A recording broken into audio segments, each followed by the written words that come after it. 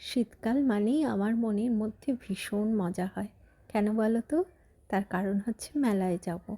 কলকাতায় থাকি তো, সেজন্য প্রচুর মেলা দেখতে পাই। শীতকাল এলেই এই মাঠে মেলা, সেই মাঠে মেলা, আর আমরা এই মাঠ থেকে সেই মাঠ, সেই মাঠ থেকে ওই মাঠ। বছরের এই দুটো মাস মানে ডিসেম্বর মাস আর জানুয়ারি মাসে এত মেলা হয় কলকাতায় যে বলার কথাই নয়। বলতে পারো সারা বছর আমরা অপেক্ষা করে থাকি যে এই মেলায় যাব, পাটিসাপটা খাবো, বিভিন্ন রকম জিনিস কিনবো। তাই ছুটির একটা দিন দেখে বেরিয়ে পড়েছি মেলায় যাব বলে। ভেতরে গিয়েই দেখি সে যে কী ভিড়, যা কল্পনাও করা যায় না। বেশিরভাগ জায়গাতেই আর ক্যামেরা বার করতে পারলাম না, সেই জন্যে মনের মধ্যে দুঃখটা থেকেই গেল।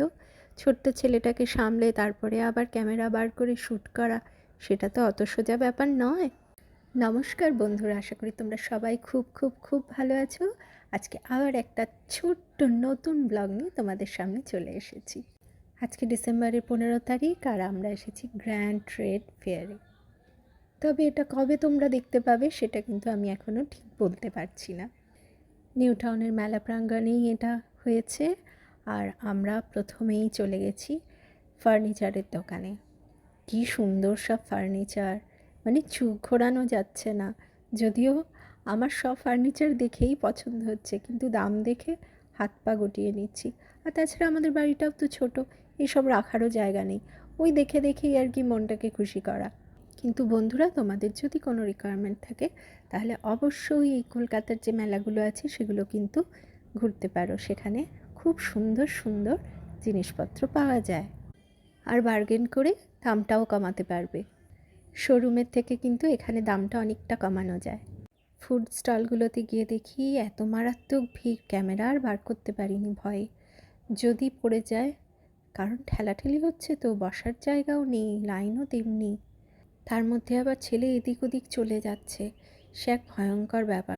তার মধ্যেই আমরা কোনোভাবে এগ রোল খেলাম আর চা খেলাম, তারপরে বেরিয়ে চলে এলাম। ছেলেকেও টুকটাক খাওয়ালাম, তারপরে চলে গেলাম বুক স্টলে।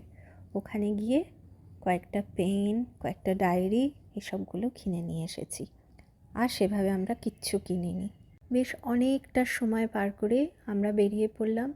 প্রায় 3 ঘন্টার সময় যে কীভাবে কেটে গেল সেটা আমরা বুঝতেও পারলাম না। বেরোনোর পরে দেখি টোটো রয়েছে অনেকগুলো, তার মধ্যে আমরা দরদাম করে টোটোতে উঠে পড়লাম। তারপরে বাড়ির পথে চলেছি। দেখো বন্ধুরা, এখনও রাস্তার মধ্যে সেই আলপনাগুলো রয়েছে যেগুলো সেই ঠিক দুর্গাপুজোর আগে দিয়েছিল। খুব সুন্দর লাগছে। আজকাল ছুটির দিনে কেউ আর বাড়িতে থাকে না, সবাই বেরিয়ে পড়ে কোনো না কোনো প্রোগ্রামে, না হলে মেলায়, না হলে পার্কে। দেখো বন্ধুরা, কত দূর পর্যন্ত পার্কিং রয়েছে। বন্ধুরা, আজকের এই মিনি ব্লগটা তোমাদের কেমন লাগলো অবশ্যই কমেন্ট করে জানিও। আর একটু যদি ভালো লেগে থাকে তাহলে একটা লাইক করে দিও। আবার দেখা হবে খুব তাড়াতাড়ি নতুন একটা ব্লগ নিয়ে। ততদিন পর্যন্ত ভালো থেকো, সুস্থ থেকো, আর আমাদের চ্যানেলটাকে অনেক অনেক ভালোবাসা দিও।